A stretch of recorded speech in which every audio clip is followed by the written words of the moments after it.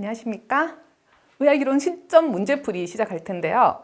시작하기 전에 앞서서 몇 가지 저랑 약속을 해주세요. 이제 이 강의 자료에 일단 문제라는 파트가 있거든요. 이게 PDF 파일로 문제, 그리고 출력용 이렇게 두 가지 PDF 파일이 제공이 될 텐데 일단 문제를 출력을 하세요. 그럼 문제를 제가 한 문제당 한 페이지로 구성을 했는데요. 거기다가 뭐 답을 적어 보셔도 되고 아니면 가지고 계신 그 시험 대비 문제 풀이하는 답안지 있으면 거기다 답을 적어 보셔도 되고 일단 문제를 스스로 풀어 보세요. 그래서 내가 아는 게 뭔지, 정확히 알고 있는 부분이 뭔지, 아니면 아예 모르는 게 뭔지, 아는데 약간 알쏭달쏭하게 알고 있는 게 뭔지를 구분을 하셔가지고 그 다음에 강의를 들으시고, 그리고 다시 보실 때는 출력용, 제가 글자 크기를 폰트를 굉장히 높였어요.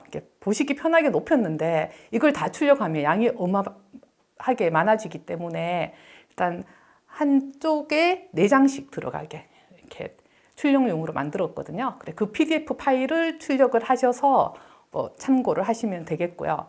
그러고 나서 강의를 다 듣고 나서 다시 한번 문제를 또 풀어보시고, 내가 정말 외워지지 않는 게 있다 그러면 다른 데 기록을 하셔가지고 다시 보시고, 우리 몸에 그 기억이라는 게 어떤 정보가 들어오면 해마라는 데서 일시적으로 저장이 돼요. 그리고 그 저장된 정보가 다시 반복하지 않으면 이건 별로 필요 없나 보다 하고 날아가거든요. 근데 이걸 다시 계속 반복을 하면 이 정보는 좀 중요한 정보인가 봐, 오래 가지고 있어 볼까? 이러고 축두엽이라는 데 저장이 됩니다. 그리고 이제 시험을 칠 때 축두엽에 있던 정보가 나오는 거죠. 그러니까 이런 반복 과정을 거쳐야 되고 축두엽에 저장될 수 있을 때까지 좀 반복을 해서 저장을 하셨으면 좋겠고요.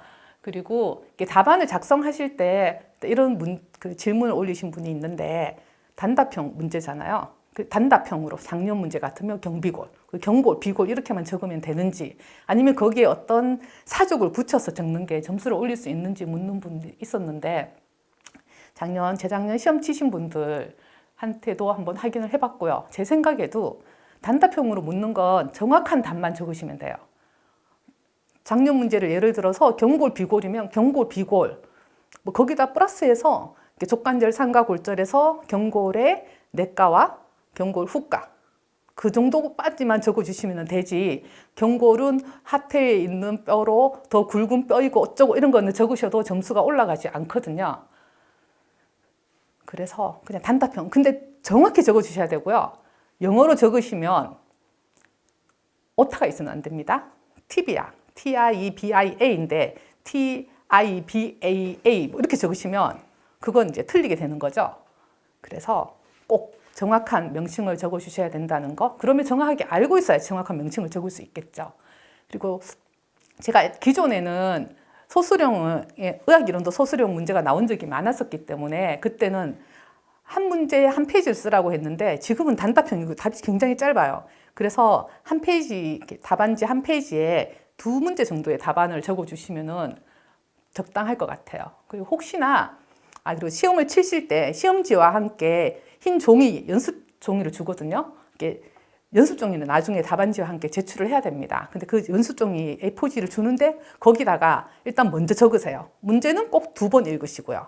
왜냐하면 출제자가 원하는 답이 있어요. 내가 여기에 대해서 알고 있는 게 있지만 그게 아니고 출제자가 원하는 답이 있을 수 있기 때문에 혹시 내가 그런 함정에 빠지지 않을까 염려되실 수 있으니까 꼭 문제는 2번 읽어보시고 답은 연습장에 먼저 이렇게 좀 날려 써도 되잖아요. 이렇게 먼저 중요한 걸 적으시고요. 생각 안 나는데 거기 멈춰 있지 마시고 다음 문제 넘어가서 적고 하셔가지고 답안 작성하실 때는 아까 말씀드린 것처럼 1번 적고 한 페이지에 반 정도 적고요. 2번 또 답안지에 나머지 반 적고 이런 식으로 여유를 남겨두신 다음에 나중에 생각났을 때 적을 수 있게.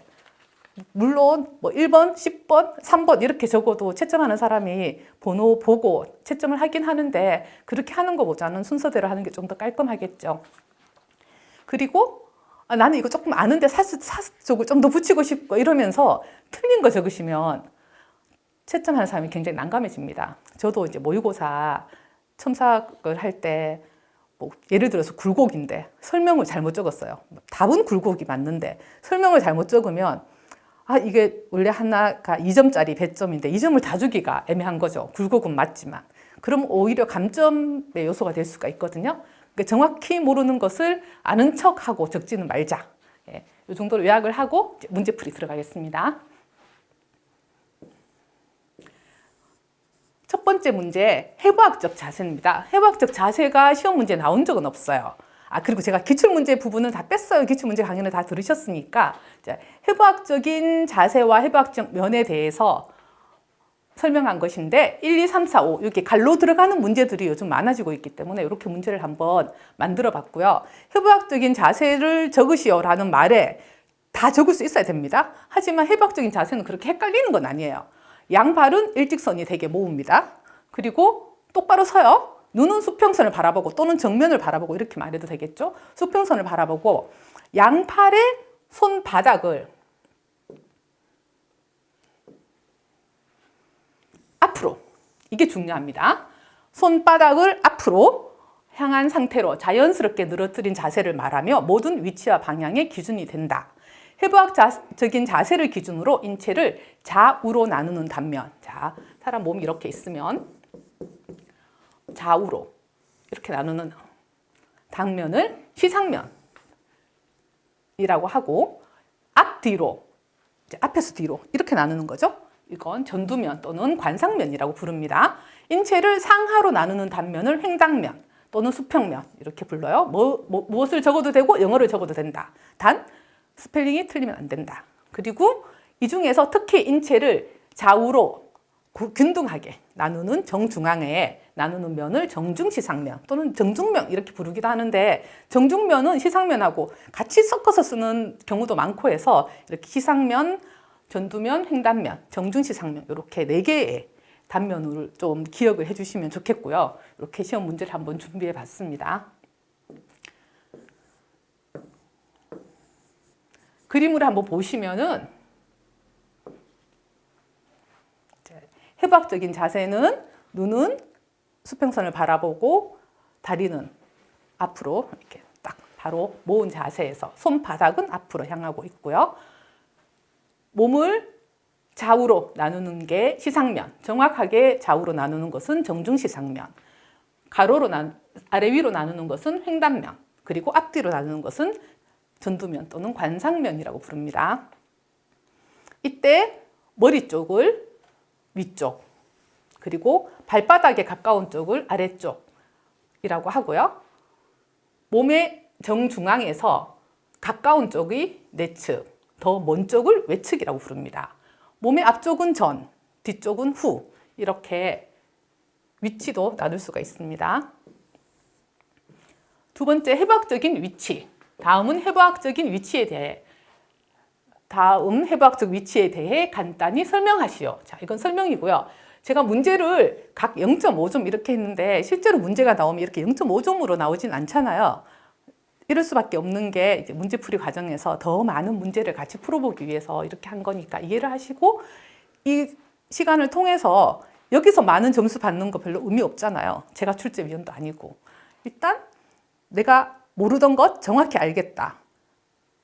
그리고 약간 헷갈리게 알던 것 또 더 정확하게 알아가겠다. 이런 식으로 그런 자세로 하시면 문제를 풀어보시면 되겠고요.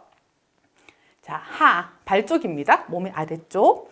내측, 정중면을 기준으로 몸의 중심에 가까운 쪽을 내측, 메디알이라고 하고요. 외측, 정중면을 기준으로 몸의 중심에서 더 먼 쪽을 외측이라고 합니다. 근위는 몸통 또는 심장에서 더 가까운 쪽을 근이라고 하고요. 더 먼 쪽을 원이라고 합니다.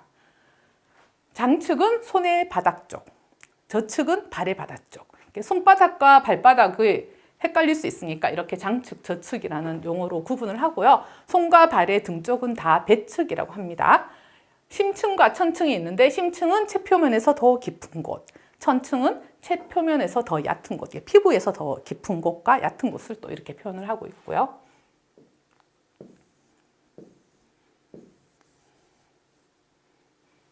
자, 두 번째 문제입니다. 다음은 고관절의 구조를 표시한 그림이다. 자, 이런 그림이 또 나오기 시작을 했죠. 그리고 뼈도 대퇴골 이런 걸 묻는 게 아니고 골반골 이런 걸 묻는 게 아니고 뼈 자체 하나하나의 또 구조의 이름을 묻는 문제들이 나오고 있기 때문에 몇 가지 뼈에 대해서는 정확한 이름을 알아야 되겠다 싶어서 준비를 했고요. 다음은 고관절의 구조를 표시한 그림입니다. 아래 질문에 답하시오. 1, 2, 3, 4, 5에 해당하는 해부학적 명칭을 적으시오. 구체적인 명칭을 작성하고 각 1점 이렇게 했는데요. 1은 어디예요? 여기 비구 또는 절구, 광골구 다 똑같은 말이에요. 아스테블룸. 우리가 진단서를 받으면 비구골절 이렇게 적히기도 하지만 절구골절 이렇게 나오는 경우도 있어요. 근데 보상을 20년 가까이 한 직원도 저한테 절구골절인데 절구가 뭐예요? 이렇게 묻는 경우가 있었어요. 여러 용어를 쓰고 최근에는 신용어라고 하죠. 이제 비구는 구용어입니다. 옛날에는 한자어를 따와서 쓰는 용어를 많이 썼었고요. 그리고 절구는 그러면 신용어, 새로운 용어예요. 아니면 광골구 이렇게 부르기도 하고요. 아세타블룸 영어로 쓰는 것은 서양의학에서 가지고 온 건데 서양의학이 거의 다 그리스 로마에서 쓰던 또 말들을 가지고 와서 많이 쓰거든요. 일단 비구, 절구 또는 광골구 다 맞는 말입니다. 2번은 이 뼈는 대퇴골이죠. 대퇴골에서 머리를 형성하는 거 대퇴골두입니다. 골두, 넙다리뼈, 대퇴골이 넓적하다고 해서 넙다리뼈라고 부르고요. 다리에 있는 넓적한 뼈인데 그중에 머리에 해당한다. 피머 헤드죠. 머리가 있으면 또 이렇게 쏙 들어간 목이 있습니다. 대퇴경부, 3번은 대퇴경부고요. 넙다리뼈의 목, 피머 넥이 되겠습니다. 대퇴골에서 특징적으로 위쪽으로 크게 올라 있는 대전자가 있어요. 돌기죠. 큰 돌기. 그리고 아래쪽에 위쪽보다 더 작은 돌기가 있거든요. 소전자라고 부릅니다. 넙다리뼈 작은 돌기. 이 대전자와 소전자 사이에 골절이 있는 경우를 전자간골절이라고 부르고요. 소전자 아래쪽에 골절이 있는 부분을 전자하골절 이렇게 불러요.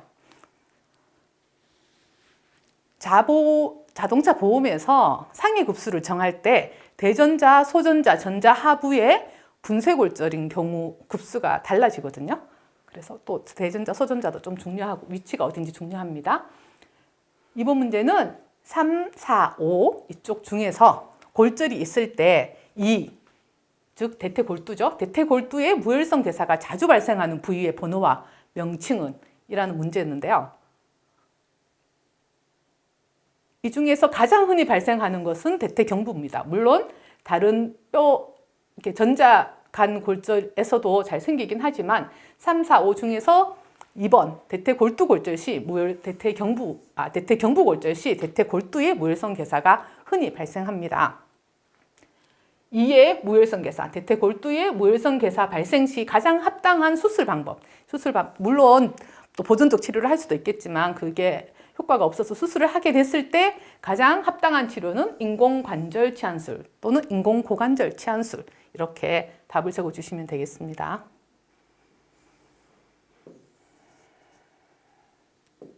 네 번째, 고관절의 관절 운동 6가지를 작성하시오. 제가 관절 운동을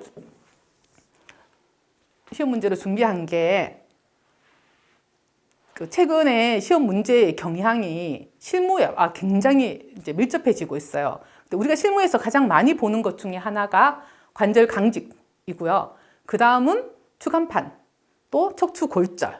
척추골절 문제도 나왔었잖아요. 추간판 문제도 나오고. 그래서 관절 강직을 문제화시키려면 어떤 게 있을까 생각해 보니까 이제 이렇게 어떤 관절의 관절 운동이 뭐가 있는지 적어라. 이런 문제가 나올 수 있겠다 싶었어요. 그리고 고관절이나 경관절 같은 경우에는 대표적인 구상관절이죠. 한쪽은 볼록한 공 모양이고 한쪽은 쏙 들어가 있는 소켓이라서 이 안에서 관절 운동이 이루어지는데 회전축이 3개 있기 때문에 관절 운동이 많이 이루어져요. 어떤 관절이 운동이 있느냐. 일단 굴고 굽히는 거죠. 시상면을 따라 굽어지면서 각이 작아지는 운동입니다. 신전, 펴기. 시상면을 따라 펴지면서 각이 커지는 운동. 일단 각이 작아지는 것은 굴고 커지는 것은 신전입니다. 내전, 외전이 있는데요. 내전은 몸의 장축에, 이게 장축입니다. 가까이 오는 것. 외전은 멀어지는 것 해서 한글로는 모으기, 벌리기가 되겠고요. 그 다음은 내회전과 외회전이 있습니다. 장축을 중심으로 안쪽으로 이렇게 도는 운동이에요.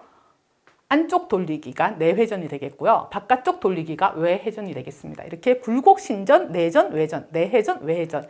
이 운동의 정상 각도와 환자의 운동 가능한 각도를 비교를 해서 2분의 1 이하의 제한인지 4분의 3 이하의 제한인지 이런 걸 가지고 장애를 평가를 하거든요. 그래서 어떤 운동이 가능한지를 또 시험 문제로 나올 수 있겠다 싶어서 같이 한번 살펴봤습니다. 다음 1-3 뼈와 뼈가 만나서 이루는 부분을 관절이라고 한다. 1. 관절은 운동성에 따라 섬유성 관절, 섬유성 관절은 움직이지 않아서 부동 관절이라고 합니다. 연골성 관절, 일부만 움직일 수 있는 관절이에요. 일부 가동 관절, 그리고 활막성 관절, 가동 관절, 움직임이 자유로운 관절이죠. 이렇게 세 개로 분류할 수가 있다. 운동성에 따른 관절 분류의 예를 2개씩 작성하시오. 자, 운동성에 따른 관절 분류의 예에서 섬유성 관절을 한번 볼게요. 움직이면 안 되는 관절, 뼈와 뼈가 만나서 관절을 이루었지만 이게 움직이면 안 돼요. 치조골과 치아 관절, 이가 흔들흔들거리면 안 되겠죠. 또 두개골의 봉합, 아래쪽에 경비가 만나는 인대 결합이 있습니다. 하, 경비, 인대 결합. 이런 것들은 섬유성 관절의 예가 되겠고요. 연골성 관절은 척추체 사이에 있는 추간판, 또 치골과 치골 사이의 치골 결합, 늑골과 흉골 사이에 있는 늑흉골 관절, 이런 것들은 연골성 관절로 일부만 움직일 수 있습니다. 활막성 관절은 우리 몸의 대부분의 관절이 활막성 관절인데요. 경관절, 고관절, 쓸관절 같은 모든 관절들이 활막성 관절이 되겠습니다. 이런 예를 적어주시면 되겠고요. 두 번째는 활막성 관절은 형태학적 분류 방법에 따라 6가지로 분류할 수 있다. 형태학적 분류에 따른 관절의 명칭과 예를 작성하시오. 이것도 한꺼번에 좀 많이 알아보기 위해서 점수를 0.5점씩 줬습니다. 활막성 관절은 구상관절 또는 구형관절이라고 해서 볼과 소켓이 있는 볼앤소켓 관절이 있습니다. 경관절이나 고관절 같은 것들이 여기에 해당되겠고요. 과상관절은 구형은 하나는 물록한 공이고 하나는 쏙 들어가 있는데 과상은 하나는 약간 올라와 있고 하나는 온폭 약간 들어가 있어요.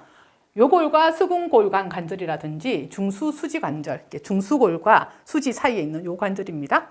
이런 경우가 과상관절에 해당되겠고요. 경첩관절은 무대에 있는 경첩처럼 굴곡신전 운동만 가능한 것입니다. 완척, 상완골과 척골이 만나는 완척관절, 또 수지, 이 손가락 뼈가 3개 있잖아요.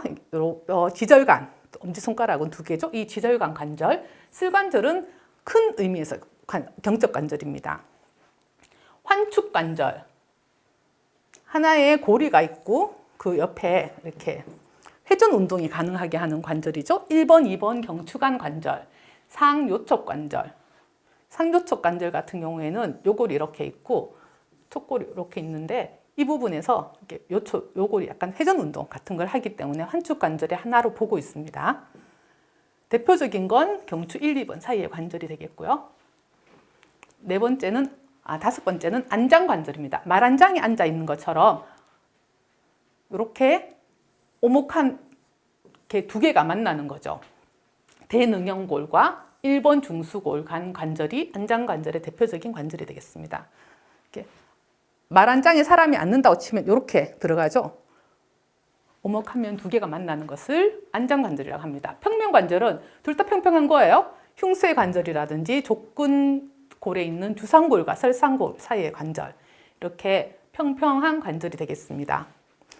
그림으로 한번 살펴보시면은 볼앤소켓, 구형 또는 구상관절입니다. 회전축이 3개가 있죠. 그래서 운동축이 많아서 운동이 가장 많이 되는 관절이고요. 6가지 운동이 됩니다.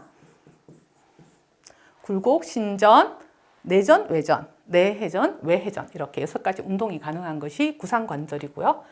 우리 인체에 있는 관절 중에 회전축이 가장 많아서 운동도 가장 많이 되는 거죠. 그리고 이렇게 하나는 볼록, 하나는 살짝 들어가 있는 것이 과상관절입니다. 그리고 경첩처럼 볼록한 것과 오목한 것이 들어가서 굴곡 신전 운동만 되는 것, 이게 경첩관절이고요. 그리고 환축관절, 안장관절, 평면관절을 다 그림으로 보실 수가 있겠습니다. 3번에서 위 2번 관절 중에서 관절 운동 범위가 가장 넓은 관절은 구상관절. 같이 살펴본 것대로 구상관절이 관절 운동 범위가 가장 넓습니다. 제가 처음에 얘기할 때 빠뜨린 게 있는데요. 기출문제는 제가 2022년 시험을 준비할 때는 기출문제를 교재 순서대로 해서 봤었거든요. 근데 그렇게 보는 것보다는 시간대로 보는 게 낫겠다 해서 연도순으로 준비를 했었고요. 이제 실전 문제풀이 과정에서는 교재 순서와 똑같이 준비를 했습니다. 그리고 모의고사에서는 또 시험에 원래 나오는 것처럼 이렇게 섞어서 낼 건데 일단 실전 문제풀이는 처음부터 교재 순서와 같이 진도가 나갈 거예요. 1-4번. 다음은 뼈의 구조에 대한 설명이다. 괄호 안에 들어갈 알맞은 말을 작성하시오. 첫 번째, 골막에 대한 문제입니다. 골막은 관절면을 제외한 골의 표면을 싸고 있는 결합 조직으로 혈관이나 지각신경이 많이 분포하며 뼈의 영양 공급과 재생, 증식, 굵기, 뼈가 굵어지는 것, 길이가 아니고 굵기 성장에 관여하는 것이 골막이 되겠습니다. 우리가 골절에서 금속판 수술을 하는 경우에는 골막을 절개하고 들어가서 금속판을 대야 되거든요. 그렇기 때문에 이제 골수정을 넣는 것보다 조금 다른 합병증이 생길 가능성이 많다. 그렇게 얘기하고 있고요. 그 다음 두 번째는 치밀골 또는 피질골에 대한 문제입니다. 치밀골은 X선에서 규칙적이고 연속성을 갖춘 골 구조로 나타나고 이렇게 단단한 뼈, 가장 바깥쪽에 있는 단단한 뼈가 치밀골이 되겠습니다. 치밀골 안쪽에 해면골 또는 망상골 은 골의 안쪽에 분포하는 얇은 망상 구조로 불규칙한 골 소주들이 서로 얽혀서 그물 모양을 이루고 있습니다. 그 속에 골수, 본메루가 들어있는 것이 해면골이 되겠습니다. 해면골에 있는 골수 중에서 적색골수는 적혈구나 백혈구, 혈소판 같은 혈구를 만들어내는 작용을 하고요. 혈색소 때문에 붉게 보여서 적색골수라고 부릅니다. 유아는 모두 적색골수지만 성인은 척추, 늑골, 흉골, 골반 등에만 남아 있습니다. 다음은 황색골수. 황색골수는 조혈 능력이 없는 지방 조직 세포로 구성되어 있고요. 또 노란색으로 보이기 때문에 황색골수라고 부르고 성인의 장골은 거의 황색골수입니다. 성인의 장관골 골절 시 황색골수에서 유리된 지방 조직이 지방색전증을 유발할 수가 있다. 거고요. 다음 6번에서는 골단판 또는 성장판은 소아의 장골에서 골간과 골간단 사이에 위치한 얇은 이 부분이죠. 골단이 있고 끝에 있는 것을 골단이라고 부르고요. 중간은 골간 줄기죠. 이 사이에 골단과 골간 사이를 골간단. 이 골간단과 골단 여기 중간에 위치한 것이 골단판입니다. 얇은 연골판으로 뼈의 길이 성장에 관여한다. 골막은 뼈의 굵기 성장에 관여를 하고요.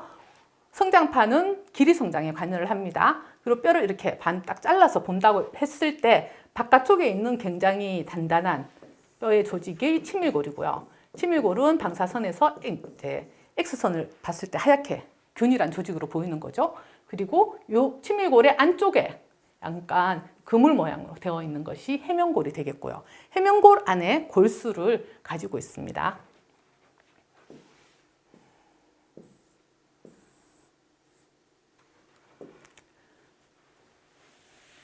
그리고 이제 다음 문제는 뼈를 형성하는 세포에 대한 문제인데요. 골원성세포 또는 골조상세포에서부터 조골세포, 고라세포 또는 골모세포 이렇게 부르는데요. 뼈를 만들어지는 기본이 되는 세포인 조골세포 또는 고라세포가 되고요. 그 다음에 이게 점점 딱딱해지면서 뼈화돼서 골세포가 됩니다. 이 골세포가 계속 유지하고 있는 것이 아니고 파골세포에 의해서 점점 또 이렇게 흡수가 되는 겁니다. 이렇게 평생 동안 뼈가 형성되고 흡수되고 이런 과정을 거치면서 어떤 평형을 유지를 하게 돼요. 이런 평형이 유지가 되지 않으면 종양이 생기는 거죠. 그래서 골원성세포, 조골세포, 파골세포, 골세포, 파골세포 이런 순서로 진행이 된다라는 것도 같이 한번 살펴봤습니다. 그리고 골의 기본 단위를 골원이라고 합니다. 골원 중앙에는 하보시안관이라는 게 있고요. 이 하보시안관 주위에 골세포가 이렇게 위치하고 있어요. 골세포가 있고 이 하보시안관을 중간에 볼크만관이 연결하고 있습니다. 그래서 골의 기본 단위를 골원이라고 하고 골원 중앙에 하보시안관이 있고 하보시안관 주위에는 골세포들이 둘러싸고 있고 볼크만관이 하보시안관을 연결한다. 이렇게 그냥 정의를 알아두시는 거고요. 이렇게 시험이 안 나오더라도 혹시 시험이 골원에 대해서 적어라 이렇게 나오면 하보시안관과 볼크만관을 적어줄 수 있어야 되겠죠. 다음 5번째 문제입니다. 다음 뼈의 형태별 분류를 정의하고 각 예를 하나씩 작성하시오. 뼈의 형태별 분류에서 장관골, 장골과 단골을 장관골이라고 하는데 안에 골수강이 있는 원통 모양의 뼈를 말합니다. 이 원통 모양의 뼈가 길이가 길면 장골, 짧으면 단골 이렇게 부르는데 장골의 예는 우리 상완골이라든지 대퇴골이라든지 요골이라든지 이런 것들을 다 장골이라고 볼 수가 있겠고요. 장골과 비슷한 모양인데 길이가 짧은 것, 수지골이겠죠? 이런 것들, 수지골 같은 것들은 단골에 해당이 되겠습니다. 편평골, 평평한 뼈입니다. 연골 과정 없이 직접 골 조직이 만들어져서 두께가 얇고 넓은 면을 가진 뼈를 편평골이라고 합니다. 전두골이라든지 견갑골 이런 것들이 편평골에 해당이 됩니다. 불규칙골, 구조가 복잡하고 형태가 불규칙한 뼈를 얘기하고요. 내두개골 중에서 접형골이나 사골 아니면 척추에 있는 추골 이런 것, 척추뼈죠. 이런 것들은 모양이 좀 불규칙하죠. 그래서 불규칙골이라고 부릅니다. 종자골이라는 것은 관절 연골이나 건으로 쌓여있는 씨앗 같은 모양의 뼈를 얘기하고요. 대표적인 것이 쓸개골이 되겠습니다. 함기골은 뼈 속에 공기를 지니고 있는 공동, 이렇게 공기가 포함되어 있는 그런 뼈를 얘기합니다. 상악골이나 전두골, 접형골, 사골 같이 머리에 있는 두개골을 형성하는 뼈들이 머리 무게를 좀 줄여주기 위해서 이런 공동을 가지고 있습니다. 여기 대표적인 함기골이 되겠고요. 다시 그림으로 한번 살펴보시면 전두골이 평평골의 대표적인 예가 되겠습니다. 그리고 롱본은 이렇게 대퇴골, 길이가 긴 뼈죠. 장관골 중에 롱본, 또 쇼트본은 길이가 짧은 뼈입니다. 그리고 불규칙뼈, 추체뼈를 보면 이렇게 굉장히 추체에 바디가 있고 뒤쪽에 추궁이 있고 돌기들이 막 이렇게 있죠. 옆으로 있는 행돌기, 뒤에 있는 극돌기 이런 것들이 모양이 굉장히 불규칙해서 불규칙뼈라고 부르고요. 씨앗뼈 또는 종작골, 쓸개골이 그 대표적인 예가 되겠습니다. 그리고 머리 안에 있는 전두골이나 상악골, 접형골, 사골은 그 안에 공기가 들어있는 공동이 있거든요. 그래서 함기골이라고 정의를 합니다. 네, 여기까지 하고 잠깐 쉬겠습니다.